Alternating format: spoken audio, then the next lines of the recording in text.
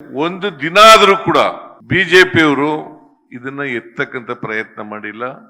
ನೀರಿನ ವಿವಾದನೂ ಕೂಡ ಎತ್ತಕ್ಕಂತ ಪ್ರಯತ್ನವನ್ನ ಮಾಡಿಲ್ಲ. ಹುಬ್ಬಳ್ಳಿ ಧಾರವಾಡದವರು ಪ್ರಹ್ಲಾದ್ ಜೋಶಿ ಅವರು ಅಲ್ಲಿಂದ MP ಆಗಿರೋದು, ಅಲ್ಲಿಂದ ಮಿನಿಸ್ಟರ್ ಆಗಿರೋದು, ಅಲ್ಲಿಂದ ಗೆದ್ದೋಗಿ ಮಿನಿಸ್ಟರ್ ಆಗಿರೋದು ಕೇಂದ್ರದಲ್ಲಿ. ಮಹದಾಯಿ ಯೋಜನೆ ಇದೆಯಲ್ಲ, ಇತ್ಯರ್ಥ ಆಗಿ ಬಹಳ ವರ್ಷ ಆಯ್ತು. ಪರಿಸರ ಅನುಮತಿ ಕೊಡ್ಸಕ್ಕಾಗಿಲ್ಲ.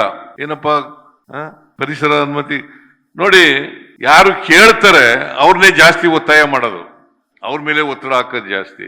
ಯಾರು ಕೇಳಲ್ಲ ಅವ್ರನ್ನ ಕೇಳೋದೇ ಇಲ್ಲ, ಅವ್ರ MP ಗಳನ್ನೂ ಕೇಳಲ್ಲ. ಇದು ದುರಂತ ಅಂತಕ್ಕಂಥ ಮಾತುಗಳನ್ನ ಹೇಳಲಿಕ್ಕೆ ಬಯಸ್ತಾ ಇದ್ದೇನೆ. ಪ್ರಹ್ಲಾದ್ ಜೋಶಿ ಒಂದು ದಿನ ಜಲಸಂಪನ್ಮೂಲ ಸಚಿವರ ಹತ್ರ ಮಾತಾಡಿದಾರ? ಯಾವತ್ತಾರು ಇದನ್ನು ಬಗೆಹರಿಸ್ತೀನಿ ಅಂತ ಹೇಳಿದಾರ? ಎಷ್ಟು ವರ್ಷ ಆಯ್ತು?